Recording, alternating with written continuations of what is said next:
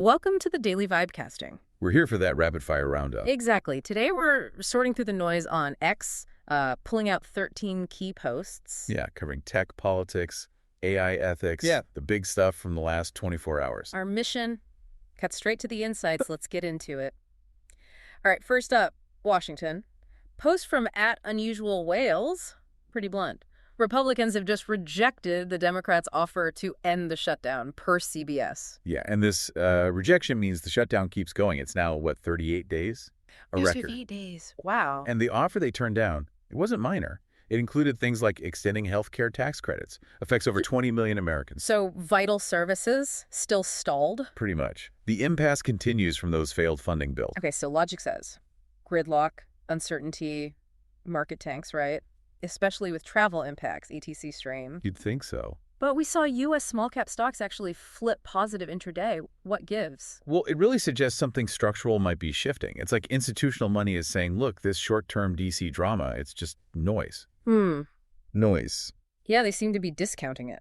Focusing on fundamentals, earnings, what the Fed's saying. So they see the political mess as an opportunity. It looks that way. Using volatility to accumulate, maybe, instead of panicking. It's like the market's decoupled from the day-to-day political theater. That's a massive shift in perspective. Dang, Decoupled. Okay. All right. Moving from political theater to corporate drama. OpenAI. Always something happening there. Right, the transparency issues just keep swirling. Post 3 from @Polymarket. It's just a red siren emoji. Phew, new Polymarket. When will Sam Altman be in jail by? Yeah, quite the headline. This betting market popped up because there's just so much legal noise around him right now. Like what specifically? Well, there are the really serious sexual abuse allegations from his sister, and then separately, these awful claims about ChatGPT being linked to suicides. It's the volume of these issues sparking the speculation market. Okay, but what's the actual, market sentiment saying? Is this likely? The odds are actually really low. Yeah. Like Polymarket has it around 2% for him facing jail by December 2025. So, low probability. Very low. But the bigger story here, I think, isn't the betting, it's the recurring theme of transparency, especially around money. Which brings us to post 10. Exactly. From @Gary Marcus. He's not holding back.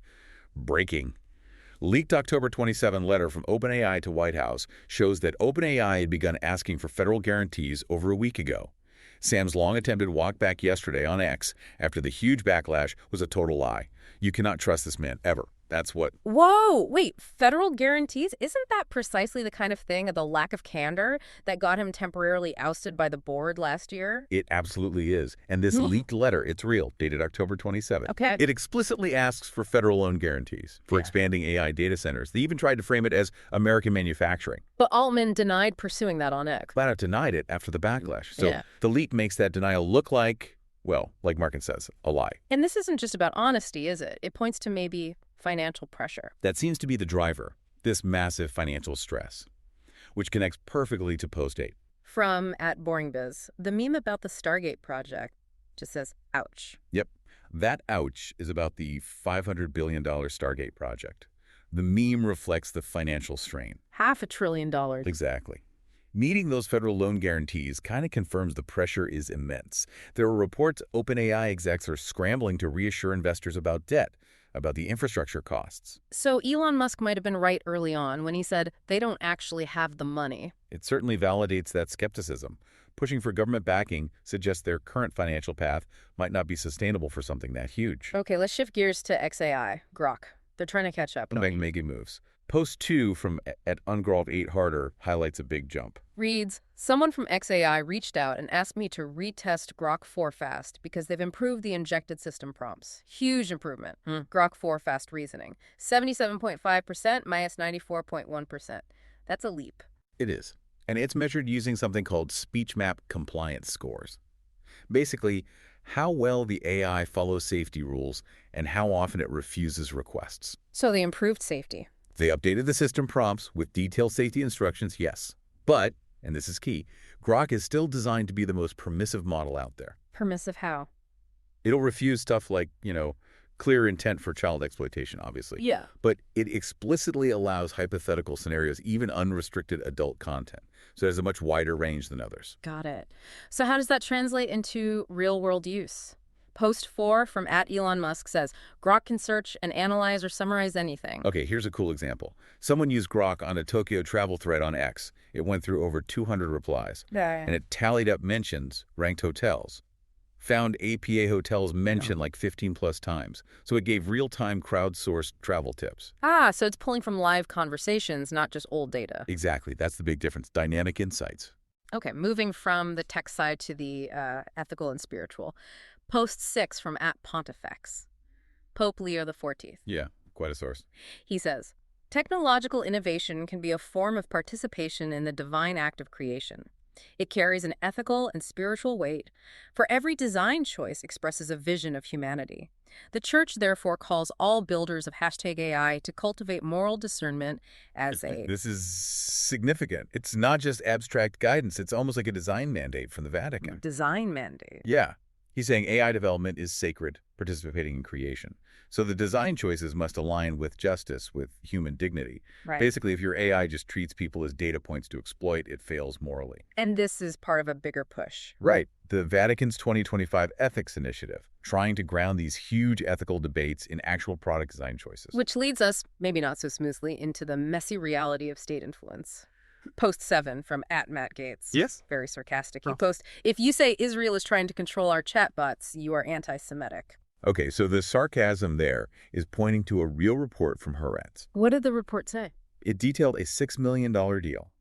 The Israeli government apparently hired a U.S. firm for search and language operation. Meaning The goal seems to be framing AI conversations about the Israel-Palestine situation in a certain way. wow, $6 million for that. Yeah, it raises huge questions about state-sponsored AI manipulation.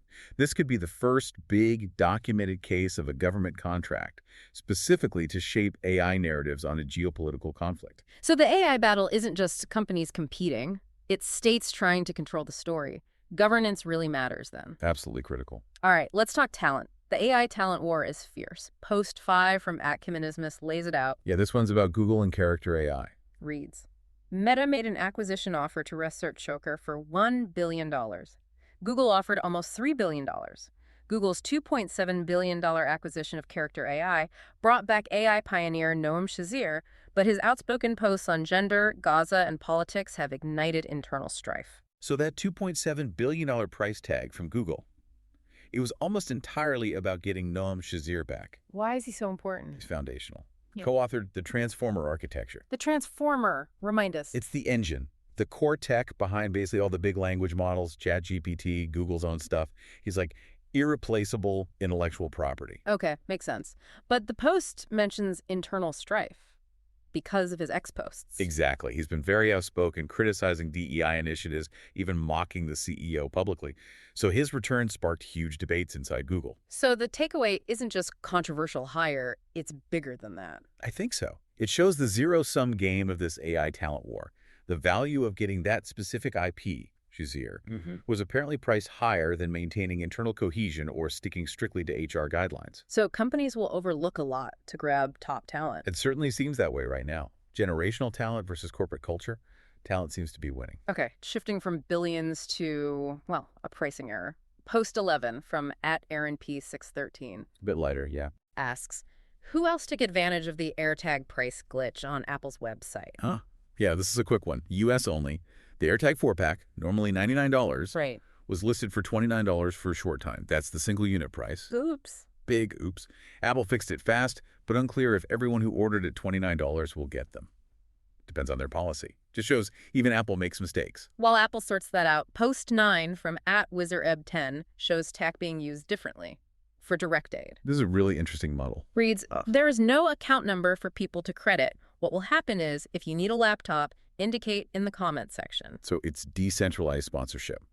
People who can help are urged to just pick someone needing a laptop from the comments, often young Nigerians trying to learn skills. Like coding or data analysis. Exactly. Cybersecurity, data analytics. Yeah. Critical skills. And then they fund the delivery through another user at Silver Piniter. It's about directly bridging that economic gap for essential tools. Cool initiative. Okay, let's pivot now to something heavier. Post 12 from @SeanRyan762 just says, ouch. Yeah, that ouch carries a lot of weight. It's amplifying a quote. From who? From Alec Penstone, a 100-year-old British WWII veteran. Sean Ryan shared a clip. And what did Penstone say? He basically lamented that the sacrifices his generation made fighting for freedom in the UK. He felt they weren't worth the current state of the country. Wow, that's heavy. Incredibly heavy. It really struck a chord, tapping into these wider discussions about post-war disillusionment, whether society today honors those past sacrifices, especially given current polarization. A sobering thought. Okay, let's end on something generating buzz. Culture. Post 13 from @HidioKojimin. Ah, Kojima, Yeah. the game creator. He's hyped. I finally got to watch the first episode of Vince Gilligan's long-awaited new series, Pluribus. Oh my god, this is incredible. Right, so that's Vince Gilligan, creator of Breaking Bad. His new show is Pluribus on Apple TV plus sci-fi thriller. What's the premise? Apparently, it involves a virus that enforces universal happiness. Enforces happiness. Okay, sounds like Gilligan. Dark undertones. You bet. People are already seeing it as a potential critique of, forced conformity, maybe a commentary on the polarization in the U.S. today. Given his track record, the hype seems justified. #tag outro. So, quite the mix today. We had the market ignoring political chaos, OpenAI's financial and transparency roller coaster. Huge price tags on AI talent, even controversial talent. Plus glitches, grassroots aid, heavy reflections, and new TV buzz. A lot packed into the feed. If you connect the AI thread specifically, it's fascinating.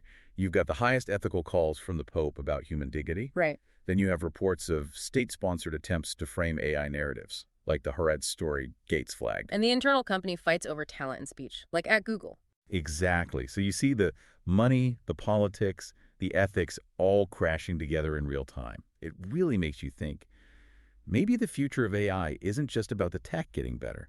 Maybe it's more about who gets to draw the lines. Who defines what's acceptable use, what's acceptable influence? When you see all this swirling around, what stands out most to you about who's setting those boundaries today? Definitely something for all of us using these tools to think about. That's our deep dive for today. Thanks for joining us. We'll catch you next time.